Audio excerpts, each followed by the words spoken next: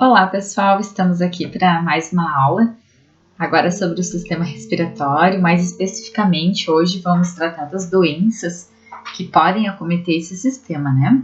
Falar em relação às infecções virais, bacterianas, né? Alguns processos alérgicos que também podem acontecer. Só queria retomar no início da aula, queria dar uma retomada sobre as questões que a gente viu no MIT, né? Nós tivemos um MIT especialmente sobre o sistema respiratório, onde eu tentei explicar para vocês como que acontecem as trocas gasosas, né? A importância desse sistema respiratório em relação à obtenção do oxigênio para as nossas células, para que elas possam realizar seu metabolismo, produzir energia, a eliminação do gás carbônico, né? Então, os processos importantes que acontecem via sistema respiratório, a mecânica do sistema respiratório, a inspiração e a expiração e a difusão dos gases, né, em relação aos alvéolos pulmonares e aos capilares sanguíneos. Então, vamos retomar inicialmente esses conteúdos de uma forma bem breve, né, a aula gravada fica melhor, depois se vocês precisarem ouvir mais vezes até entender, até fixar bem esse conteúdo, e aí depois vamos para os distúrbios do sistema respiratório. Então, começando a falar, a gente entendeu que nós temos a cavidade nasal, aí depois a gente tem a nossa faringe, a laringe, a traqueia, que é aquele tubo de aspirador de pó que eu comentei com vocês, que se bifurca, ela se divide, né, em duas, que a gente chama de brônquios. Cada brônquio penetra num pulmão, vai se ramificar em bronquíolos, e no final dos bronquíolos a gente vai ter a estrutura dos alvéolos pulmonares, que são saquinhos de ar em forma de caixinho de uva, e esses saquinhos de ar são microscópicos e é onde acontecem as trocas gasosas, né? Essa seria a estrutura do nosso sistema respiratório. Então, o ar entra pelo nariz, vai passar por toda a cavidade nasal internamente aqui, aí depois vai para a nossa faringe, lembrando que a faringe é comum ao sistema digestório e ao sistema respiratório, por isso a gente tem a epiglote, que quando a gente está engolindo o alimento, tranca a passagem da laringe, para não cair alimento no lugar errado, né? Depois da laringe, a laringe é onde a gente tem as pregas vocais ou cordas vocais. Depois disso, a traqueia, que tem anéis de cartilagem, para que quando o ar não passe ali dentro, as paredes da traqueia não se grudem, né?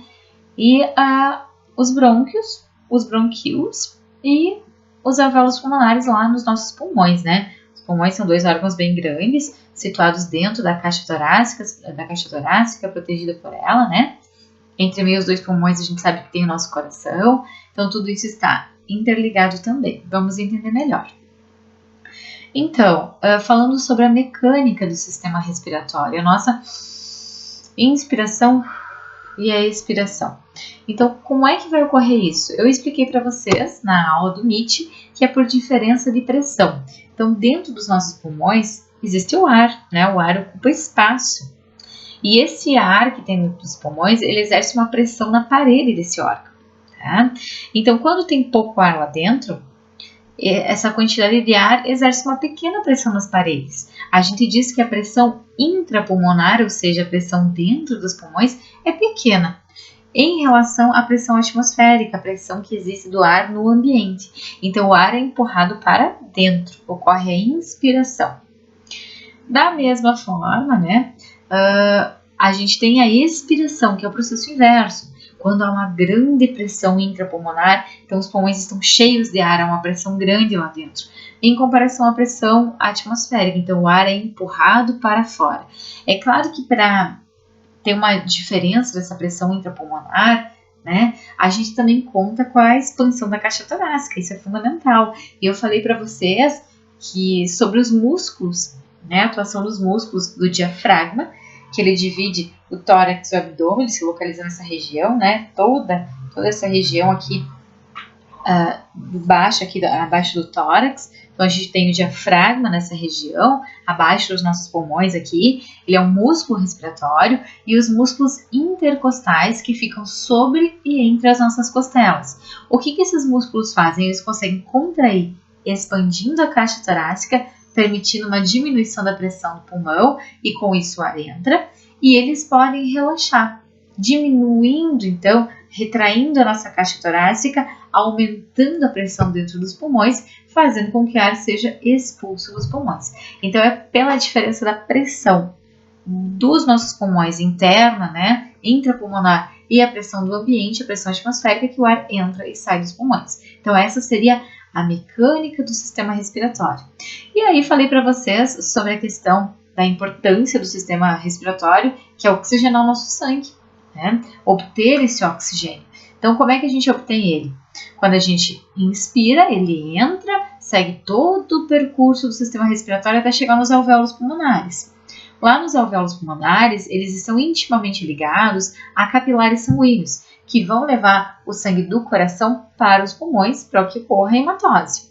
O que acontece com esse sangue que chega ali na região dos alvéolos? Ele é pobre em oxigênio e o ar inspirado é rico em oxigênio. Então o oxigênio ele se difunde, ele passa do ambiente de maior concentração para o ambiente de menor concentração, ou seja, dos alvéolos pulmonares para os capilares sanguíneos. O contrário acontece com o gás carbônico. O gás carbônico ele é resultado do metabolismo das células. Então, naquele sangue que chegou do coração para os pulmões, ele é rico em gás carbônico. E no ar inspirado tem uma concentração de 0,04, 0,05% de gás carbônico. Então, é uma baixa concentração. Então, o que acontece? Uma alta concentração no sangue, uma baixa concentração a nível de alvéolo. Então, o gás carbônico passa do local de maior concentração para o de menor concentração, ou seja, dos capilares sanguíneos para os alvéolos pulmonares, onde ele vai seguir para o ambiente externo, né? Tudo bem, então, em relação à difusão dos gases de maior concentração para o de menor concentração? Joia, retomamos um pouquinho esse conteúdo para que a gente possa, então, começar a falar sobre as infecções virais, aquelas causadas por vírus, né? Então, as infecções virais, elas podem acometer tanto o trato respiratório superior quanto o trato respiratório inferior, né? Ou seja, o que é o superior?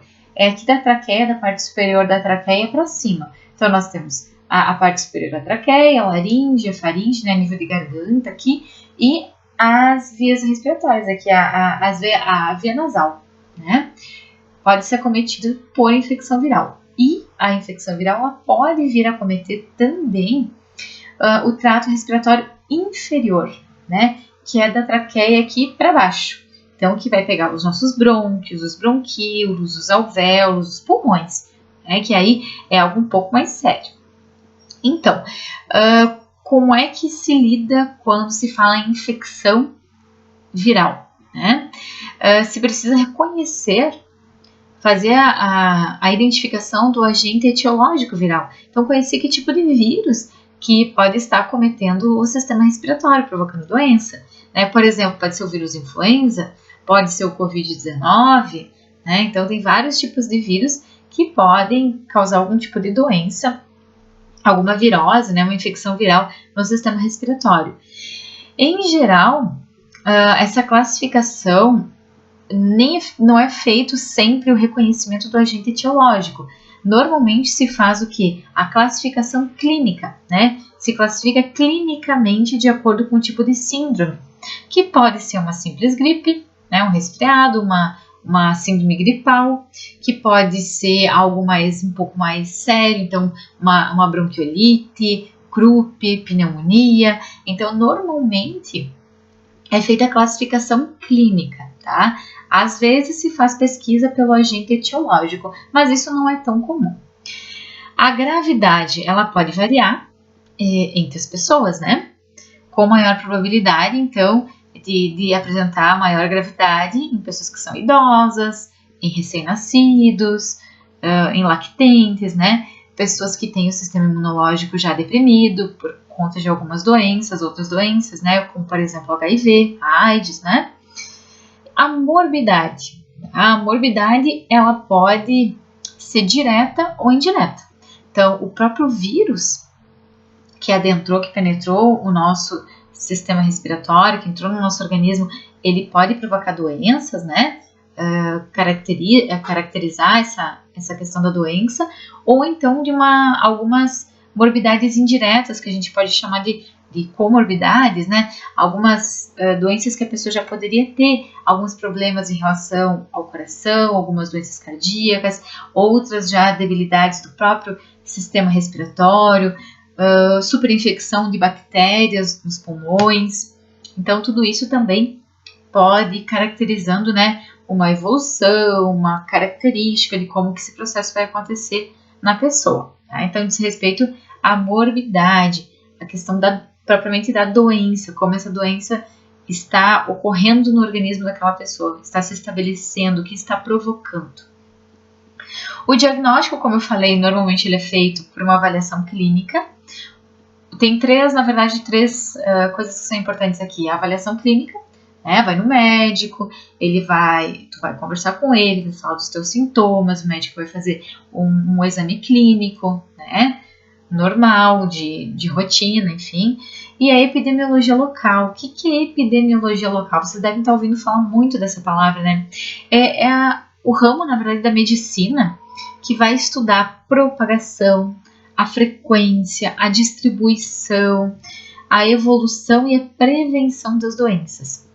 Então, tem a região Nordeste e a região Sul são muito diferentes em relação às doenças, né, que ocorrem, certo? Algumas são comuns, outras são bem diferentes, de acordo com a característica de cada região, da população, os surtos que podem acontecer de tempos em tempos. Então, a epidemiologia é esse ramo da medicina que se ocupa em conhecer, né, as características das doenças que ocorrem no local, né, como é que se propaga, em que frequência que ocorre, como é que é a evolução dessa doença, quais seriam as formas, os cuidados, as formas de prevenção, como atuar nesse sentido para evitar que aconteça novamente, para evitar os surtos, né? E a terceira forma de diagnóstico são os testes, né? Os testes que são específicos. Agora a gente ouve falar bastante dos testes do Covid-19, né? Por que se faz teste? Para conhecer o patógeno, né? Que está provocando a morbidade, a doença. E também é uma questão da vigilância epidemiológica. Nesses casos de surtos, como a gente tem vivenciado nos dias atuais, fazer o teste diagnóstico é exatamente para você ter uma ideia de quantas pessoas, né, já contraíram esse vírus e tratar de uma forma, né, quando você conhece o patógeno, você tem uma forma mais especial, digamos assim, uma medicação, um tratamento que é exatamente para aquele patógeno que penetrou no organismo e está provocando a doença. Então, já que estamos falando sobre como que o vírus entra no organismo, né, é através das mucosas, dos olhos, do nariz e da boca, principalmente. Por isso que a gente tem orientação hoje de se evitar ficar esfregando os olhos, ou colocando a mão na boca, no nariz, porque a gente pode né, a forma de contágio, a forma de penetração do vírus é através dessas mucosas. E esses vírus, no caso, eles podem permanecer por semanas no nosso organismo, né, sem manifestar sintomas. Isso vai depender de cada agente etiológico. Aqui do Covid-19 está falando em 14 dias, né, que a pessoa pode estar até 14 dias, né, está com o vírus e não apresentar sintoma nenhum. O período de transmissão, tá? Ele começa dias antes de aparecerem os sintomas. Então, por isso que a gente fala que ficar em casa é uma das medidas mais eficientes, né? Mais eficazes para esse momento, porque a pessoa pode estar contaminada com o vírus e mesmo assim não apresentar sintoma nenhum e acabar transmitindo para outras pessoas que têm talvez um sistema imunológico mais debilitado, mais ineficiente, e que daí vão sofrer, né, com a doença, podem padecer dessa doença, né? Quando é que a pessoa para de transmitir o vírus? Quando ela está completamente controlada, quando a infecção foi completamente controlada. Até esse momento a pessoa transmite o vírus. O contágio pode ser de duas formas, ou direto ou indireto. Contato direto é com secreções. Que tipo de secreções? Através da fala, através do espirro, através da tosse. Então, contato com secreções de um indivíduo contaminado, obviamente. E contato indireto através de objetos, de superfícies, que a pessoa vai tocar e depois vai esfregar nas mucosas, que a gente comentou, né? E aí o vírus pode penetrar no organismo. Por isso que se faz uma higienização, né? Uma desinfecção. E é importante dizer também que esse vírus ele não fica para sempre nessas superfícies. Por exemplo, a maçaneta da porta, né? O vírus não vai ficar ali dias e dias e semanas e meses. Não, porque o vírus, como a gente sabe, ele é um parasita de células, né? Ele não tem células. Ele não consegue se reproduzir sozinho, se nutrir sozinho. Ele depende de células que são o organismo hospedeiro dele, né? Então, portanto, ele não sobrevive mais do que algumas horas no ambiente. Isso é importante dizer. Os sintomas, então, que normalmente essas infecções virais, né, quais são os sintomas mais comuns? A febre pode ser baixa, pode ser alta, a pessoa vai ter tosse, vai espirrar, vai ter secreção nasal, né, a pessoa pode ter dores no corpo, nos músculos, nas articulações, pode apresentar dor de garganta. Então, esses são os sintomas, dor de cabeça, mais comuns das infecções virais. E claro que também vai depender da progressão da doença, né? Em casos em que uma infecção viral ela progride, ela fica mais agressiva nesse sentido, ela pode até atingir, por exemplo, os bronquíolos, né? Os alvéolos, então vai atingir os pulmões, né? O trato respiratório inferior. E isso pode provocar febre alta, muita tosse, falta de ar, e isso exige cuidados, né, uma atenção mais específica.